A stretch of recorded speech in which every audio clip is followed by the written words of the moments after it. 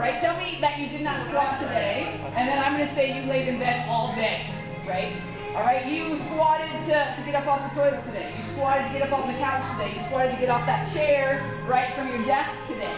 All right, you picked something up, most likely you did some sort of squat / deadlifting thing.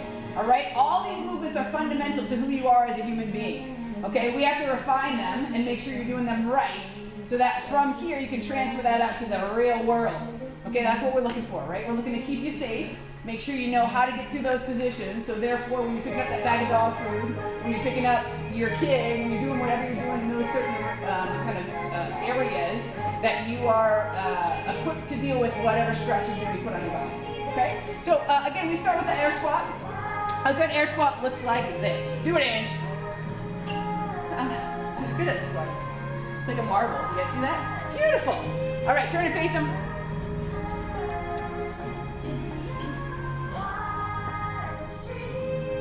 All right, and good. Okay, so the first thing that we start with always is your core, right? Your belly.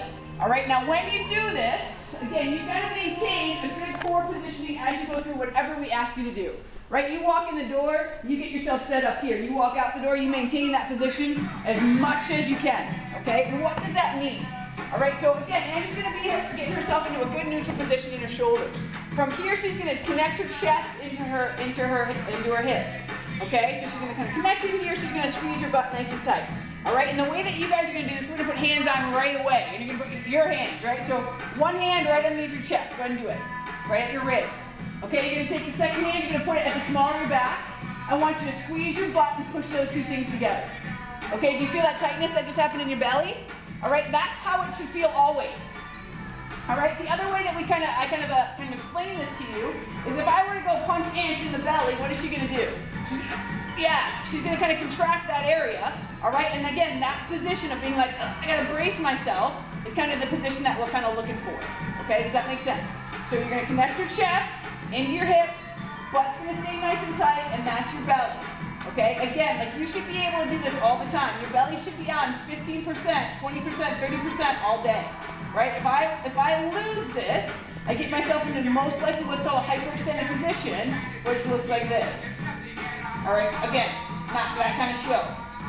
Okay, so from here, you gotta make sure that you're tight and connected in when you're in this position. Okay, everybody do it. All right, so we're gonna talk a little bit about your stance. So your feet are gonna be somewhere between your hips and your shoulders, maybe a little bit wider. We'll kind of decide where and what you are when we kind of see what kind of mobility and stuff that you're working with, and what kind of tools you have.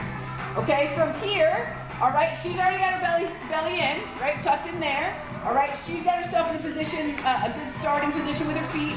From here, she's gonna think about corkscrewing her feet in, okay? So what that means is she's gonna take her feet and she's gonna kind of move them in this position, right? So she's gonna think about corkscrewing them into the floor.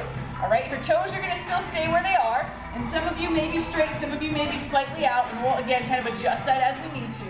All right, but wherever your toes are, they're gonna stay there and she's gonna corkscrew in. Now when she does that, if you watch her feet, go ahead and corkscrew. All right, and relax. Corkscrew, and relax. You guys see what happens there? All right, what happens? Yeah. You get a point now. All right, so what is it, Mary one, Gary one? All right, so from here, she's gonna corkscrew in. What that's gonna do is that's gonna stabilize her hip. All right, and the goal is that you're always kind of stabilizing the joint above. All right, so what that does is that creates a good kind of stable position down that leg. So everybody go ahead and do that. Corkscrew your feet in. So you're going into the... You're going out. Oh, out. Yeah, out. Okay, do you guys feel that up your leg? Do you feel how that gets tighter? All right, so she's tight there. She's got herself in a good starting position. She's corkscrew in. All right, from here, all right, her hips are gonna start the process. So then turn sideways now, Ange. Okay, so from here, she's gone through that checklist. Abs, starting position, corkscrewed in. From here, her hips are gonna go slightly back. All right, once that happens, her knees are gonna start to go wide, okay? So she's gonna continue on that motion. She's gonna keep her belly tight. Her knees are wide, right? After she's kind of initiated that position from her hips. From there, she stands herself straight up, okay?